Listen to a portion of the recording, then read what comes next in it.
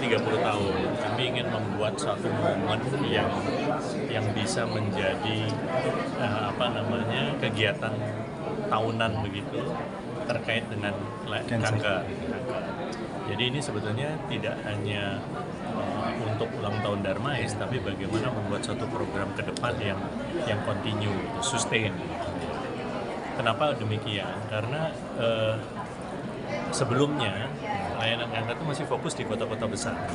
Nah, Kementerian Kesehatan sekarang dengan transformasi layanan kesehatan kan dia ingin ke daerah. Saya berharap ada wahana gitu untuk bertemu, berkolaborasinya semua pihak, mulai dari pakar, pemerhati kanker, yayasan-yayasan, nanti kita ajak juga. Kemudian pemerintah maupun swasta. Pemerintah di sini banyak rumah sakit daerah yang dikasih kewajiban untuk bisa memberikan layanan kanker, bisa duduk bareng di sini membahas berbagai hal terkait dengan pengembangan kanker ke depan. Itu sih intinya. Jadi kolaborasi itu jadi satu hal yang menjadi catatan atau tema menjadi pertemuan ini untuk ke depannya. Karena kita kalau bicara kanker, coba aja lihat teknologinya. Udah luar biasa ya Pak ya, berkembang terus ya. Kita baru beli ini, ada lagi yang baru. Kalau kita nggak memperkuat kolaborasi, informasi itu datangnya terlambat. Kurang. Jadi kita sudah terlanjur memutuskan ternyata ada hal yang lebih praktis, lebih mudah, lebih murah, misalnya seperti itu. Nah, overall dari itu semua tadi Pak Wamen juga menyampaikan bahwa tujuan kanker apa sih sebetulnya, bukan ngobatin yang stadium 3 atau 4 itu nggak akan ada habisnya, tapi bagaimana itu mengalihkan ke yang stadium awal, bagaimana deteksi, bagaimana promotif preventif, deteksi dini, ya. Kemudian diagnosisnya juga harus benar, karena kalau sekali kita diagnosis keliru, terapinya juga jadi salah gitu. Jadi akhirnya pasien yang jadi korban. Kita berpikir tujuannya untuk para masyarakat atau pasien kanker.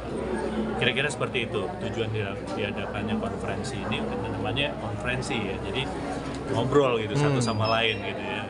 Itu tujuannya. Kenapa Darmais? Karena Darmais ditunjuk jadi pusat kanker nasional. Jadi kita punya kewajiban atau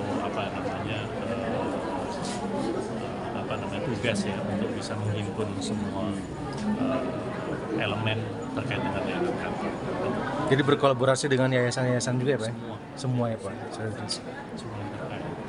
Alhamdulillah support dari teman-teman juga luar biasa nih. Di dalam juga saya pikir banyak ahli.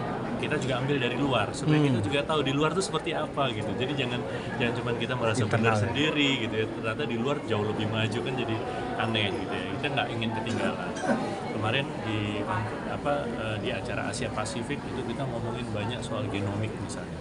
Untungnya transformasi layanan kesehatan juga ada BGS segala macam. Kita tuh nggak ketinggalan dibanding negara lain. Dan dengan adanya 6 pilar itu jadi jejak gitu loh. Kita kalau diajak ngomong kemana-mana, pengembangan layanan kesehatan itu udah jelas, termasuk kanker. Karena kanker juga ada di semua titik itu, 6 pilar itu. Ya dari puskesmas ya ada kankernya, yang kedua tentang rumah sakit terus penguatan obat-obat kanker, alat-alat kesehatan kanker, pilar ketiga kita juga terlibat. Pembiayaan yang keempat, pembiayaan tentang kanker itu juga dikembangkan terus. Pak Menteri sekarang nggak bisa datang karena sedang ada di Labuan Bajo penandatanganan dengan BPJS misalnya. Itu berubah terus tuh BPJS, gimana support pasien-pasien kanker.